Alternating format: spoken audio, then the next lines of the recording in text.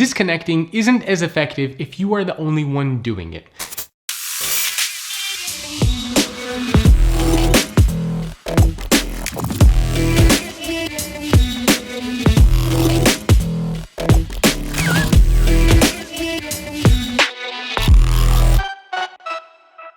If everyone around you is constantly connected and constantly using technologies at home, at work, then it becomes much harder and less effective for you to disconnect. If you respond to an email late at night, or if a manager sends you an email late at night, and you respond to it, that is a signal that you are sending to other people inside of your organization that that's okay.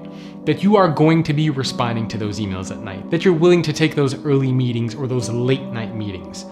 And so if you're disconnecting, meanwhile you're continuously getting those emails, continuously getting bombarded by requests, then you also want to try to influence those people to stop doing that to you. So you want to set that example. You want to lead by example.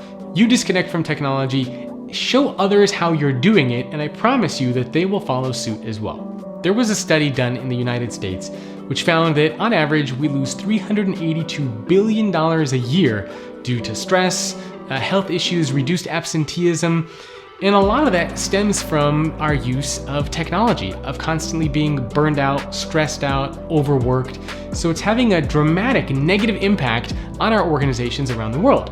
In fact, it's also one of the reasons why so many employees around the world are disengaged at work, because we're constantly feeling burned out, overworked, connected to technology, always having to be available, and so we get no time to breathe, and we become disengaged and frustrated and upset and resentful. This is such a big problem that in 2017, France signed a right to disconnect bill, which basically stated that if your organization has 50 employees or more, that you are responsible for negotiating out-of-office emails and policies with your team. And so we've seen some companies set very hard rules in place where you're not allowed to check email before a certain time or maybe after a certain time. In fact, some organizations are even exploring just shutting off the email servers so that you can't work and you can't use these technologies even if you wanted to. There's even a proposal in New York to make it illegal for organizations that have 10 or more employees to be required to check email after hours. In Germany, Daimler allows their employees to set their emails to auto-delete while they're on vacation, meaning that if somebody emails you while you're on vacation, these emails automatically get deleted. You will never see them.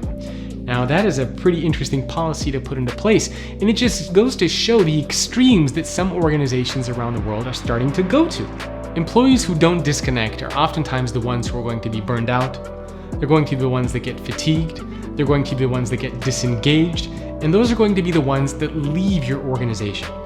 And so by encouraging your employees to disconnect, you're helping make sure that you're able to attract and retain the very best talent inside of your organization. Consider a study that was done by EY, which found that giving employees 10 extra hours of vacation time boosted their performance by 8%. I mean, that's a huge number we're talking about.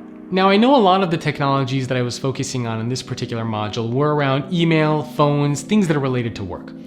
But this also applies for things like games. This also applies for things like TV, right? It's important for us to be able to learn to disconnect from all different types of technologies. Now, since a lot of the courses that I'm putting together are focused on the future of work and working in employees and organizations, that's maybe why a little bit more of the attention was placed on those aspects. But again, I also want to stress the importance of disconnecting from all technologies, whether it be your TV, whether it be your email, your smartphone, whether it be your computer, whether it be any kind of a gaming console. I want to encourage you to really just take a step back, move away from technology, and use time to think about bigger picture ideas. Things that you want to do with yourself, with your life, your career, your organization. Ask big questions of yourself and spend that time disconnecting from technology, actually trying to answer and explore those questions. Thanks for watching. Hope you enjoyed that. Check out futureofworkpodcast.com for more content. And do me a favor, leave a review on Apple Podcasts or whatever your preferred channel is. Thank you.